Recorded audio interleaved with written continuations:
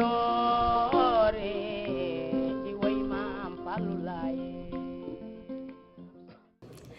de commencer, j'aimerais remercier nos autorités sénégalaises ici présentes qui nous ont fait l'honneur de participer à cette 5e édition du Mois du Sénégal au Canada 2017. Nous sommes réunis ici aujourd'hui dans le cadre des journées économiques et nous sommes en partenariat avec le comité des promoteurs immobiliers du Sénégal pour faire le Salon de l'Habitat.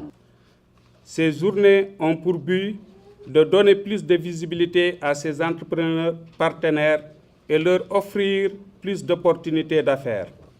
Pour mieux vous servir, nous avons invité le public à venir nombreux vous rencontrer pour savoir ce que vous offrez et nous avons surtout invité un entrepreneur chevronné de renommée internationale pour échanger avec vous. Je veux nommer M. Mansour Kama, président du Conseil national des employeurs du Sénégal. Nous avons estimé que ses connaissances approfondies du monde des affaires, sa générosité à partager le meilleur de ses connaissances ou de ses conseils pourront vous être utiles.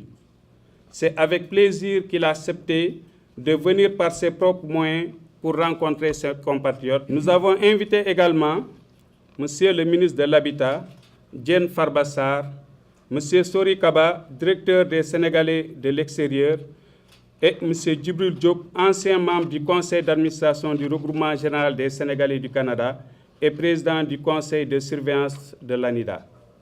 Pour terminer, je tiens à remercier tous nos compatriotes qui sont venus participer à cette journée, tous ceux qui nous ont précédés au sein du regroupement général des Sénégalais du Canada, nos autorités diplomatiques qui nous soutiennent dans nos démarches, nos partenaires qui ont financé en grande partie nos activités, les membres du bureau et du CA du regroupement général des Sénégalais du Canada.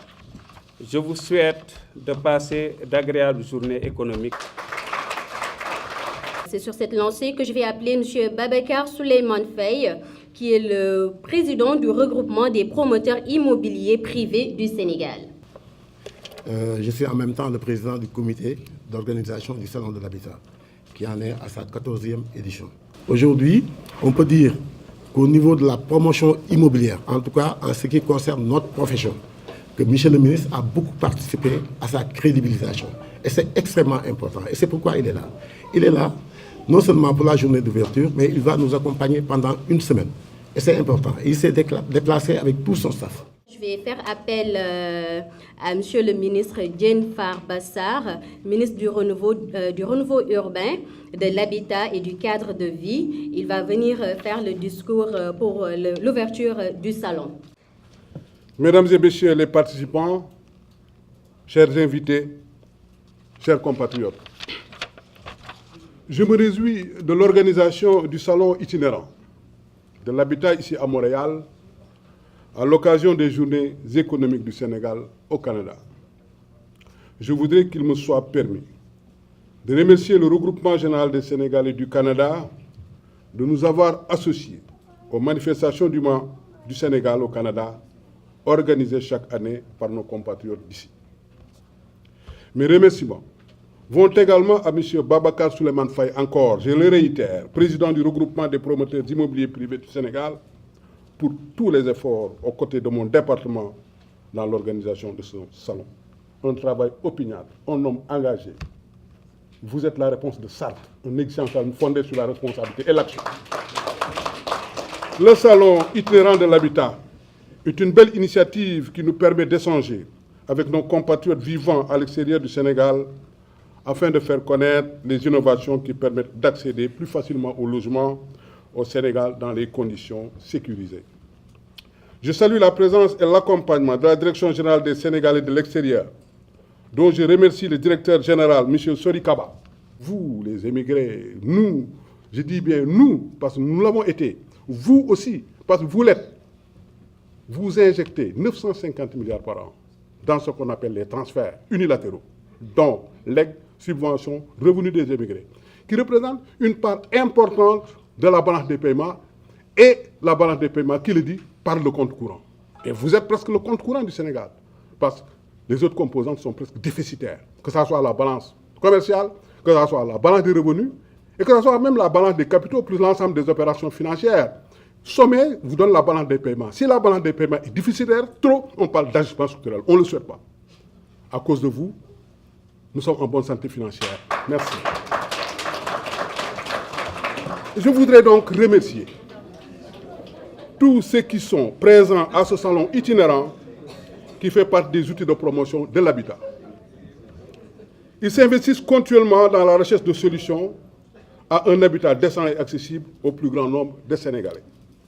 Je voudrais également remercier le directeur général de la Banque de l'Habitat du Sénégal, sponsor exclusif de cette présente édition. En plus de financer les secteurs, il participe à l'organisation de la réflexion à l'occasion des rencontres professionnelles de la BHS.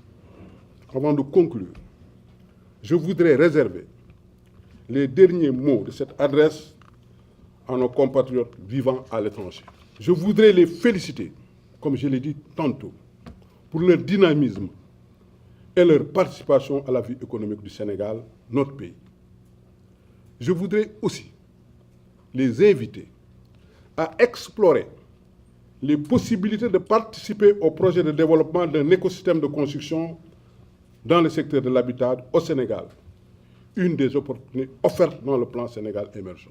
Je voudrais encore préciser que l'investissement est fondamental, mais en tant qu'économiste, ce que j'ai pu identifier est que les transferts venant de nos compatriotes sont des transferts qui sont injectés dans le logement et dans la consommation. Donc, c'est des investissements inertes parfois qui ne produisent pas. Et je dis bien qui ne produisent pas parce que l'investissement doit être orienté dans des secteurs plus porteurs pour faire jouer l'effet du multiplicateur de Lagrange. C'est important. Essayez quand même d'orienter vos investissements dans les secteurs porteurs de croissance, c'est fondamental. Donc, il ne me reste plus qu'à vous souhaiter plein succès à cette belle initiative et à déclarer ouverte la 14e édition du Salon itinérant de l'habitat. Je vous remercie de votre attention. Sans plus tarder, je pense que pour mettre un peu la table, et je remercie M. le ministre Diène Farba Sarr de l'avoir fait de très belle manière en nous montrant un peu ce que les Sénégalais de l'extérieur représentent sur le plan économique. Je pense que ce cours magistral va nous permettre en tout cas de mettre les bases théoriques et de pouvoir plus entrer dans le débat. C'est très important de parler de l'économie parce que souvent, dans le cadre de nos activités, nous aurons tendance à aller un peu plus vers le festif, c'est normal, vers le culturel, on fait des spectacles et autres, c'est normal. On va aussi souvent vers le politique, mais politique au sens politicien du terme. On en oublie souvent, ce qui est très important, c'est l'économie, parce que l'économie est au cœur de tout. Et d'ailleurs, je cite souvent cet exemple du président américain John Fitzgerald Kennedy qui avait sur son bureau une plaque sur laquelle on pouvait lire « Of course the economy ». Donc, bien sûr, l'économie. Parce que l'économie est au cœur aujourd'hui du fonctionnement des pays et des nations. Donc, je suis vraiment content que le regroupement, chaque année, mette au cœur de ce mois du Sénégal une journée économique qui peut nous permettre justement de réfléchir sur cet aspect-là. Donc, je vais juste vous présenter très vite les panélistes. Nous avons d'abord M. Mansour Kama, que peut-être on ne présente plus, que les Sénégalais connaissent très bien. Donc, il est le président de la Confédération nationale des employeurs du Sénégal, chef d'entreprise, investisseur, qui est très connu dans le tissu économique sénégalais au fil des années, je pense. Et je pense que sa présence aujourd'hui va pouvoir nous permettre de bénéficier de son expérience et de pouvoir aussi, en tout cas, jeter les bases d'une discussion très riche sur le thème de notre panel d'aujourd'hui, que je vais vous donner après. Ensuite, M. Sori Kaba, directeur général des Sénégalais de l'extérieur, que nous avons le plaisir d'accueillir une nouvelle fois aussi dans le cadre de ces journées économiques. Nous avons aussi M. Ibrahima Sakho, président du regroupement général des Sénégalais du Canada. Et le thème justement de notre panel d'aujourd'hui, c'est l'investissement de la diaspora sénégalaise dans le pays d'origine, enjeux et perspectives. Monsieur le modérateur, je ne vais pas monopoliser la parole. J'en viens à nos frères de la diaspora, puisque le ministre l'a dit. Lorsqu'on regarde les flux qui partent de la diaspora vers le Sénégal et qui aujourd'hui avoisinent à peu près un taux de plus de 19% de notre PIB, ça veut dire qu'en moyenne, vous envoyez presque 1000 milliards au Sénégal. Tout le monde s'en félicite, tout le monde applaudit, mais évidemment, il y a un problème qui a été soulevé, c'est où va cet argent?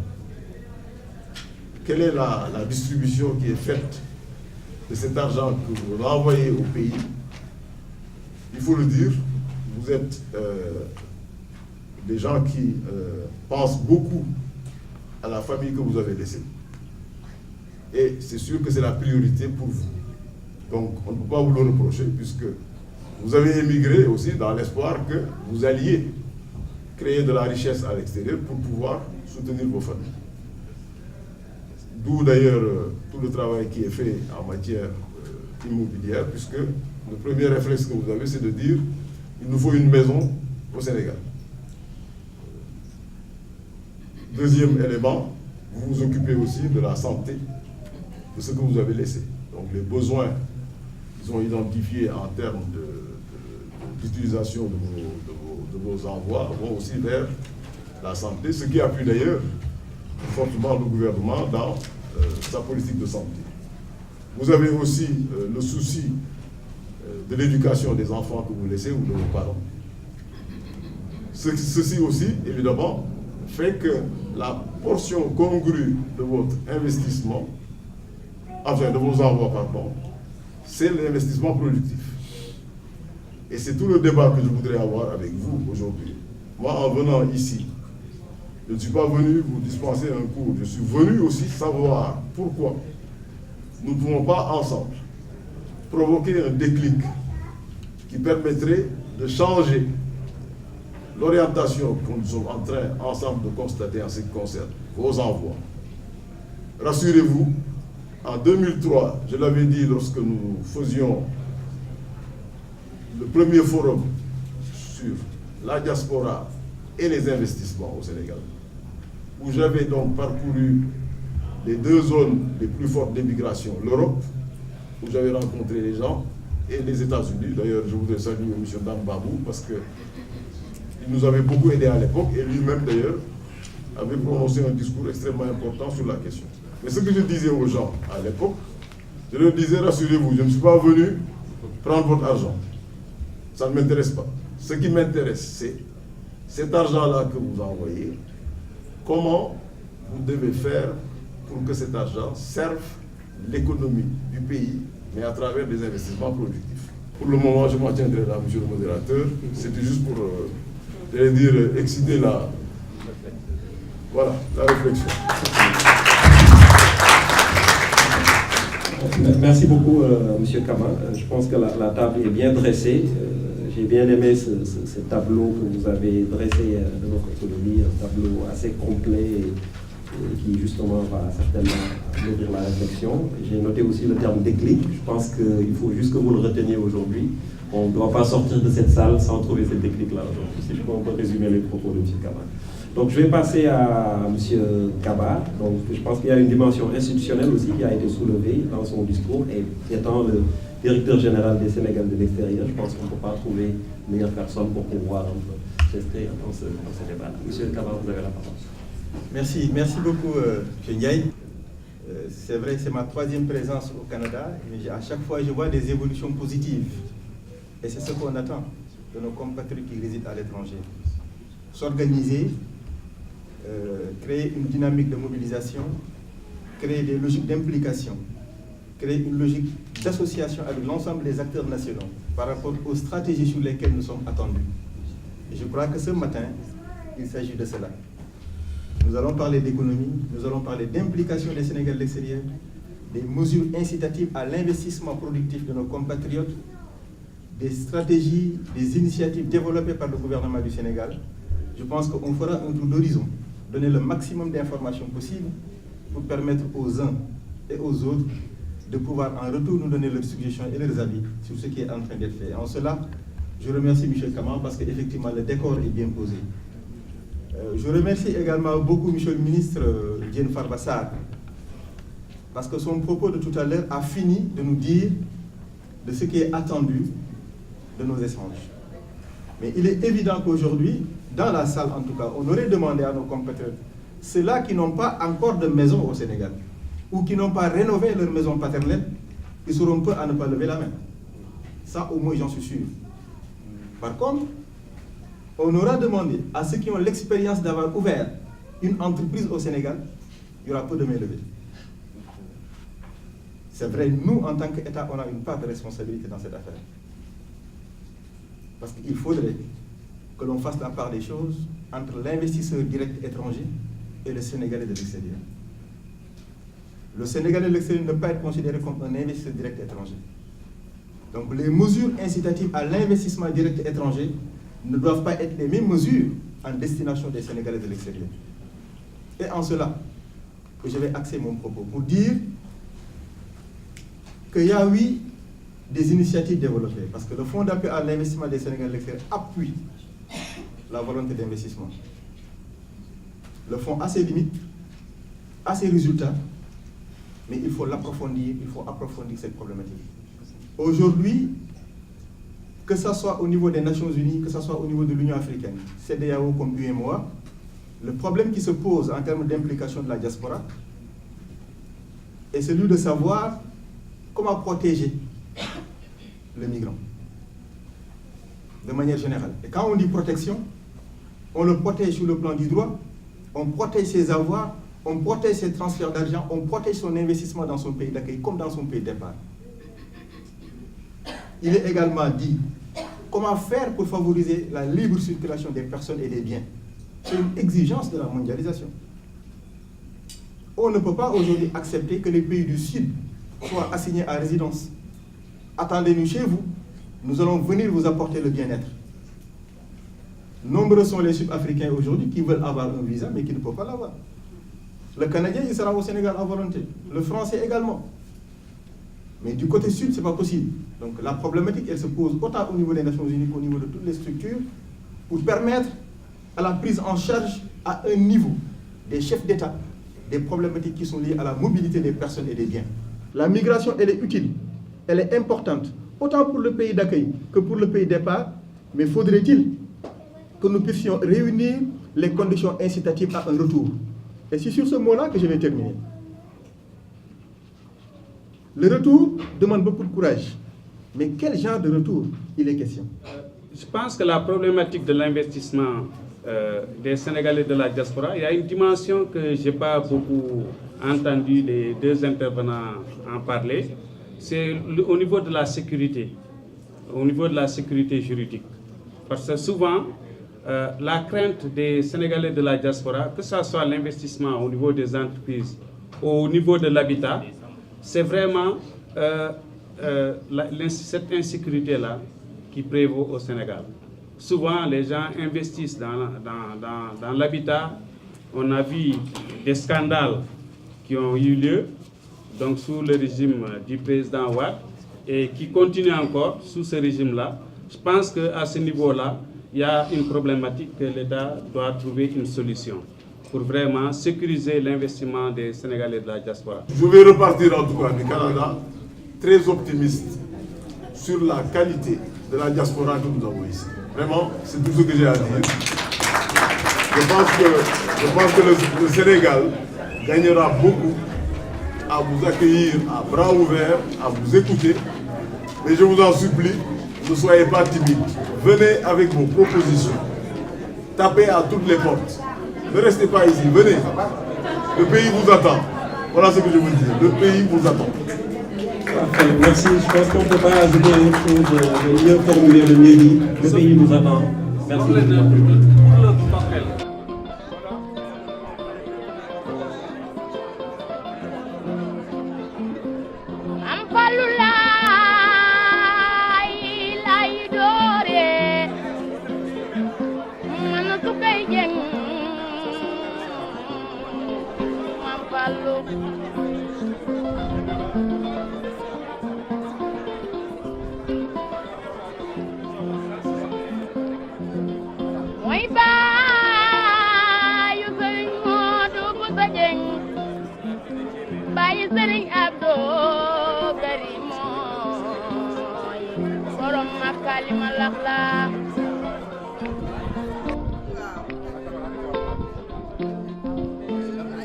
Mbakke gañ naa la topp naa la lool maam Fallou Laye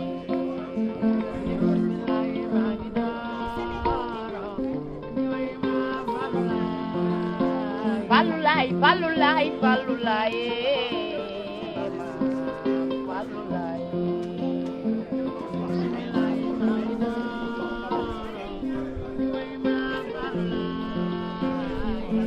kuy murid to bay Fallu bonkal Mam Fallu ay bismillah ma ngi borom na am borom du am dootu fi am Mam Fallu bismillah ma ngi dara di way Mam Fallu la bonk naa Mam Fallu Mam Fallu bismillah ma ngi dara di way Mam Fallu la Fallu Laye Fallu Laye Fallu Laye bismillah ma ngi dara di way Mam Fallu Laye ana bekay lay wolo ana bekay bay Fallu bay Fallu bismillah ma ngi dara di way Mam Fallu Laye